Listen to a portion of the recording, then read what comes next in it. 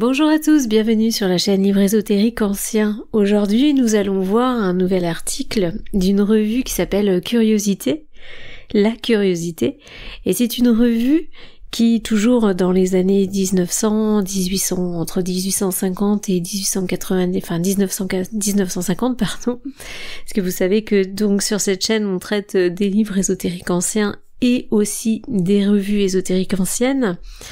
Donc, il faut savoir que cette revue, La Curiosité, est une revue dont le rédacteur en chef est Ernest Bosch. Alors, pour vous en dire un petit peu plus, donc au niveau de l'article, ça va plutôt parler, même si on a un titre, la chaîne magnétique, ça ne parle pas du tout de magnétisme, ça va plutôt parler on va dire, de puissance collective, d'énergie collective, la pensée collective créatrice. On va parler de ça. Donc il s'agit d'un article qu'on va retrouver dans le numéro 122 qui a été publié donc en février 1895. Mais ce que je voulais aussi vous dire par rapport à cette revue, puisque dans cette revue-là, en fin de compte, Ernest Bosch parle beaucoup des autres journaux. Donc je voulais vous faire juste une petite aparté avant de commencer sur comment ça se présentait à l'époque, donc dans les années 1900, ce qui se passait.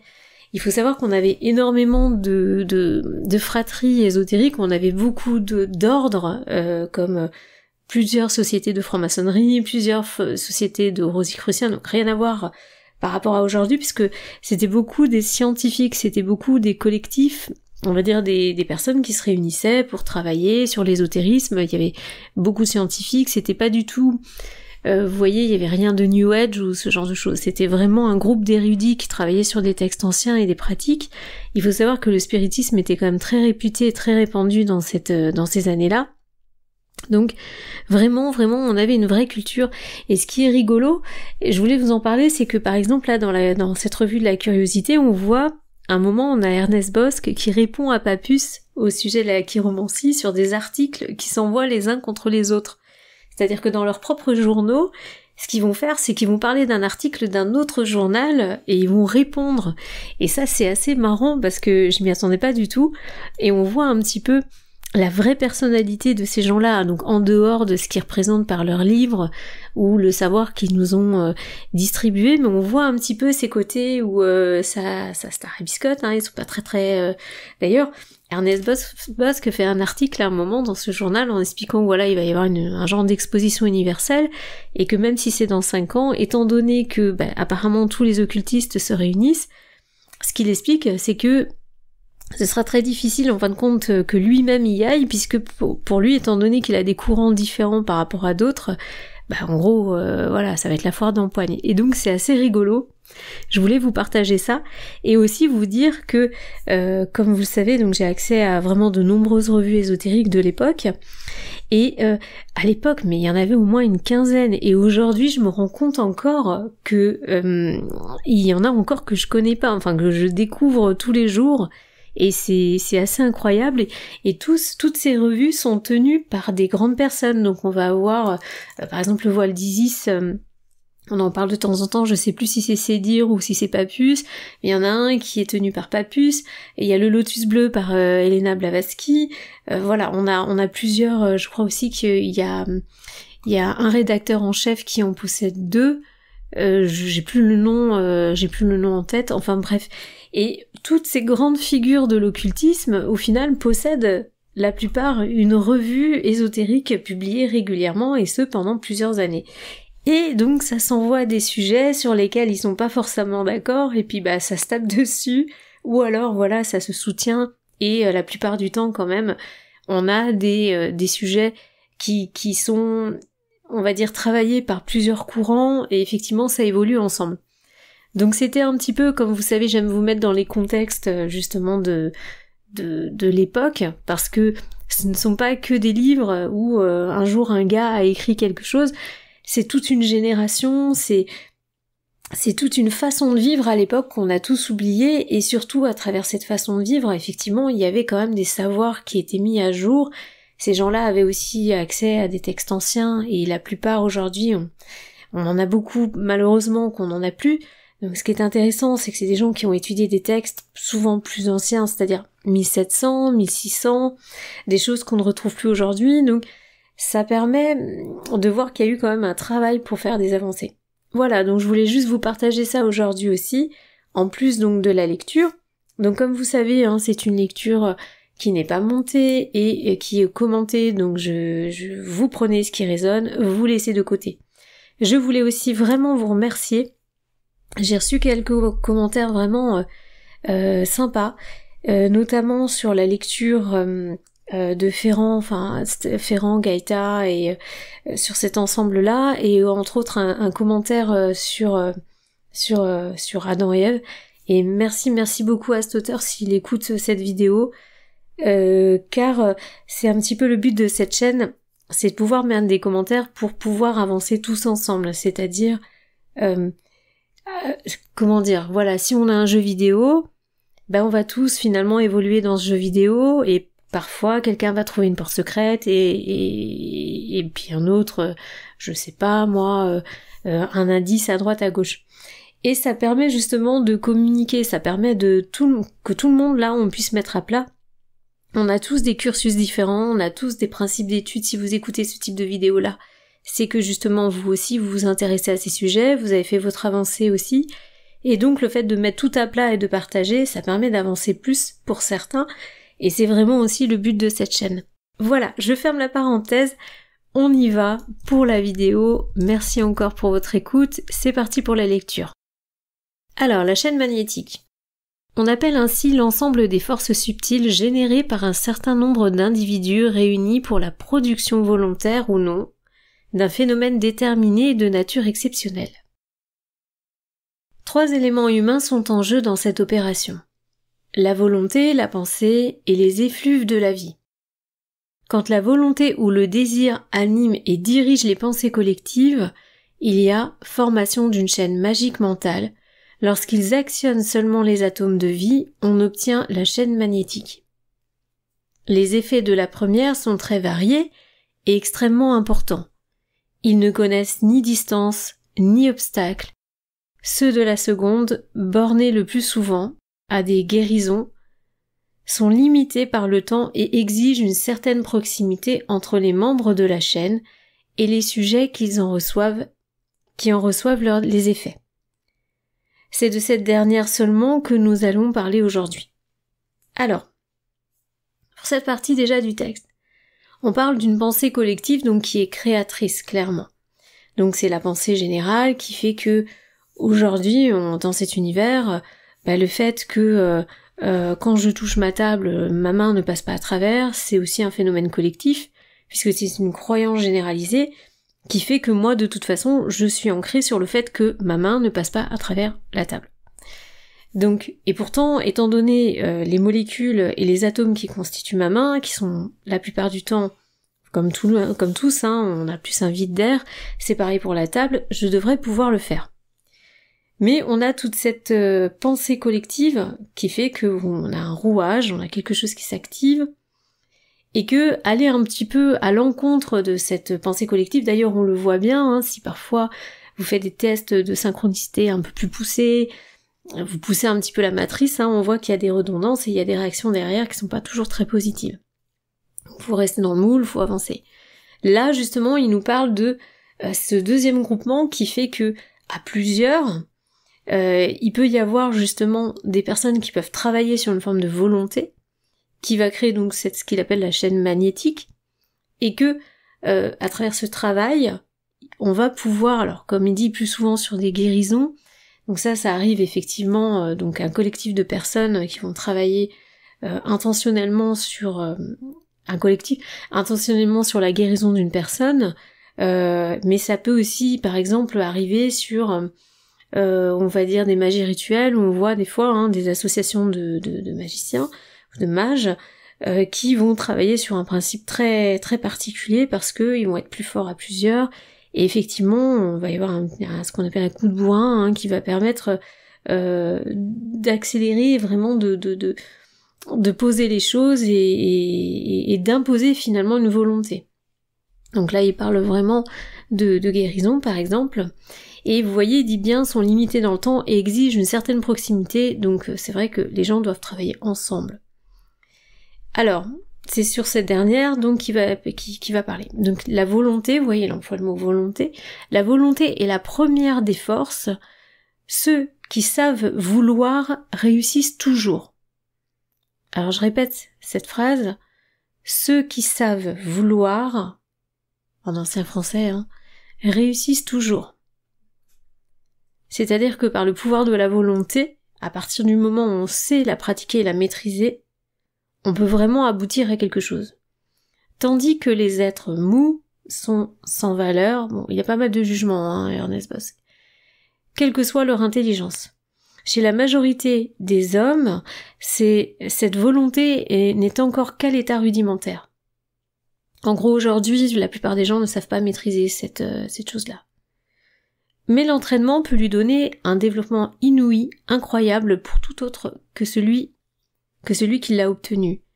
Car alors on peut presque tout ce qu'on veut. Donc si on maîtrise, en gros, on peut arriver à avoir quasiment tout ce qu'on veut. D'un autre côté, l'homme physique n'est qu'un agrégat complexe, une espèce d'île madréporique. C'est ça que j'adore dans ces textes anciens, on apprend des nouveaux mots, comme quoi notre langage c'est quand même, il s'appauvrit d'un côté, mais je pense quand même que d'une certaine façon on a récupéré d'autres mots qui sont arrivés aussi aujourd'hui. Alors, une espèce d'île madréporique composée de systèmes d'organes et de cellules.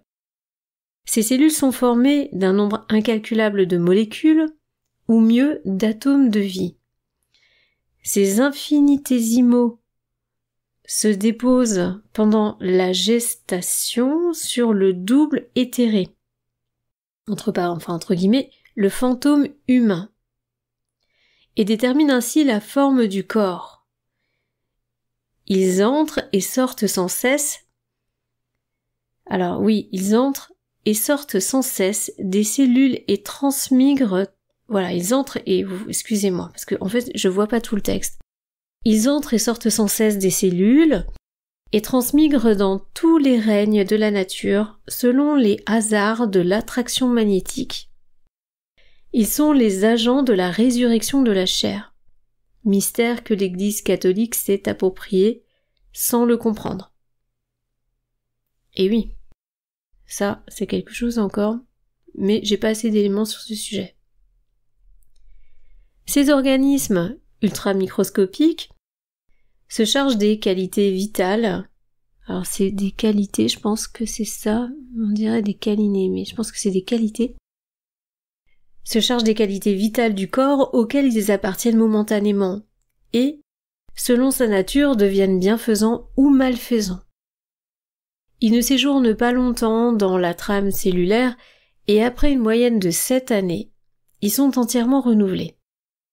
Ils forment autour de nous comme une buée, entre guillemets, aura magnéto-vitale. Donc une buée que les émotions, la foi, l'enthousiasme et l'agitation du système circulatoire rendent plus dense et plus vivante. La volonté et le désir dirigent à merveille les mouvements de ces petits êtres qui deviennent alors des agents d'une puissance colossale. Donc vous voyez, c'est la volonté et le désir qui va maîtriser ces petits points. S'ils sont purs, ils donneront la santé physique et morale. S'ils sont impurs, comme chez les gloutons, les malades, les vicieux, les ivrognes, les méchants, etc., il est violent Bosque quand même, enfin il fait beaucoup de jugements je trouve. Ça c'est moi qui dis ça, Après il a des écrits très intéressants. Ils agiront comme un ferment malsain et destructeur. Pour remettre un peu plus de souplesse. Par exemple, on voit Papus est un peu plus doux souvent quand il parle. C'est à cause de cette absorption magnétique que les enfants prennent si souvent des qualités et les défauts de leurs parents. Vous avez vu ça? Puis les perdent en les quittant pour en prendre d'autres. La contagion morbide s'effectue elle aussi. Alors, la contagion morbide s'effectue elle aussi par l'intermédiaire de ces colporteurs magnétiques. Et il est bien vrai le proverbe dis-moi qui tu hantes, je dirai qui tu es. Alors, je connaissais pas ce proverbe, mais si vous le connaissez. Plus l'être est passif ou négatif, plus il reçoit. Plus il est actif ou positif, plus il donne. La polarité est dans l'homme comme dans l'univers. Comme ça, vous savez. Les êtres négatifs ont une grande laxité dans leurs éléments internes. Leurs atomes de vie s'échappent de leurs tissus, entre parenthèses des tissus nerveux surtout, avec beaucoup de rapidité et forment autour d'eux une atmosphère épaisse facilement utilisable. À ce point de vue, les êtres négatifs, entre parenthèses névropathes, médiums, sont très utiles dans la composition d'une chaîne magnétique. Bon. Vous savez qui dit les êtres négatifs. C'est aussi un jugement de sa part. On met un petit peu de recul. Voilà. Névropathe, médium, bon. Après, médium, voilà, ça capte. Parce que c'est un être négatif, faudra qu'il s'explique pourquoi. Après, c'est vrai que c'est un article. Donc c'est vrai que sur cet article, on a peu d'éléments. Forcément, il va assez résumer. Mais quand même, bon, j'avoue, il était pas obligé de le noter comme ça. Faut avouer quand même qu'il est assez rentre-dedans. Ils sont de plus, alors toujours en parlant des névropathes, médiums, ils sont de plus d'excellents condensateurs des effluves de vie émanés par d'autres individus. Et l'on peut s'en servir comme de véritables accumulateurs humains, permettant de décupler l'intensité des phénomènes. La force, ça on est un peu d'accord, hein, quand on a un médium ou éventuellement un canal, si on peut, c'est vrai qu'il peut se passer des choses bien plus fortes. La force de la chaîne s'accroît avec le nombre des individus. Et oui, plus il y a de monde qui sont dans une émanation, forcément plus c'est fort. Mais avant tout, il faut que l'union existe entre eux. C'est pas, vous avez vu plus haut, il l'a dit pareil, hein, l'union existe entre eux, mais il dit pas quelle union. Il dit pas quelle union. Donc ça ouvre le champ des possibles. Attention, c'est pas juste, on va dire une union symbolique, familiale, ou une union de mari et femme, ou autre. Ça peut être aussi des unions fraternelles. Hein. Il faut que l'union existe entre eux, sinon des courants répulsifs sont engendrés qui s'opposent aux courants d'ensemble et diminuent la résultante. Alors ça, ce sera étudié apparemment. Si les personnes n'ont pas d'union, apparemment, ce serait intéressant à voir. Les magnétiseurs du siècle dernier, donc il met entre parenthèses Mesmer, Cagliostro, puis Ségur, Deleuze, etc., formaient souvent la chaîne, vous voyez, hein, pour augmenter leurs effets, et obtenaient ainsi ce que l'on appelle vulgairement les miracles. Donc, les miracles, c'est-à-dire que ils s'unissaient, ils formaient la chaîne. Alors, qu'est-ce qu'ils avaient, eux, justement, comme lien? Ça, c'est une question qu'on pourrait se poser. Et ça, il en parle à aucun moment. Plus les foules sont nombreuses et sensitives, plus leur foi est vive et leur psychisme exalté.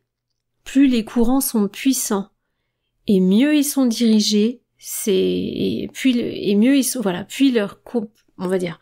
courants sont puissants et mieux ils sont dirigés. C'est le secret des cures opérées dans les églises, dans les cercles spirites, auprès des reliques d'un saint à Lourdes, et jusque dans ce modeste oratoire au cours de Lafayette à Toulon, où saint Antoine, dit-on, dispense ses faveurs. Donc là, il nous parle effectivement des miracles et des choses possibles dans le sens positif, mais voilà, pouvons-nous nous poser la question, comment il pourrait y avoir des agissements sur un point de vue, on va dire, là on parle de guérison, on parle d'émanation, de propulsion de choses positives.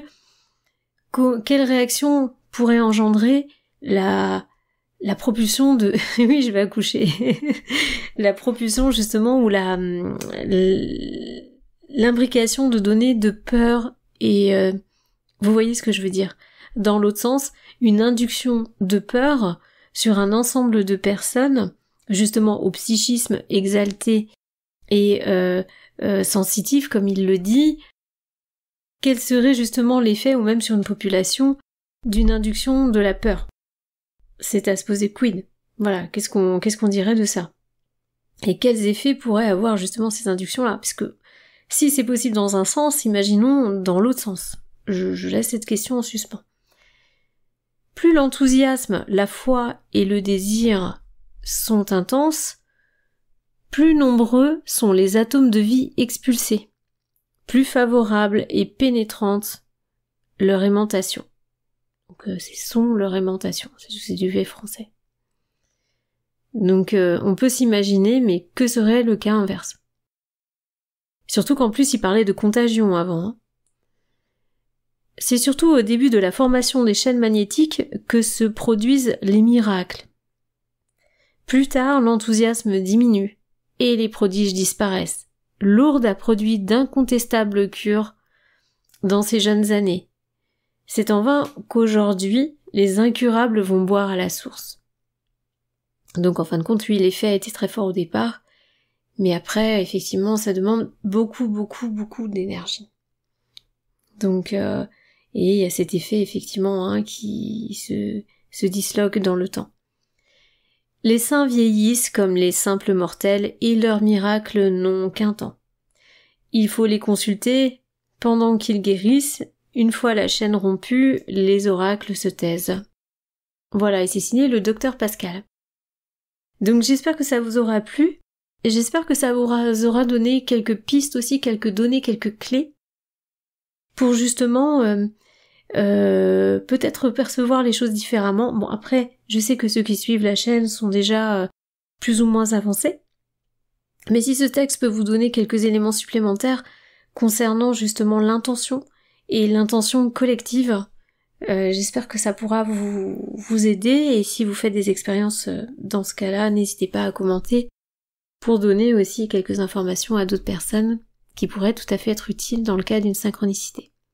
J'espère que ça vous a plu et je vous dis à bientôt pour une autre lecture.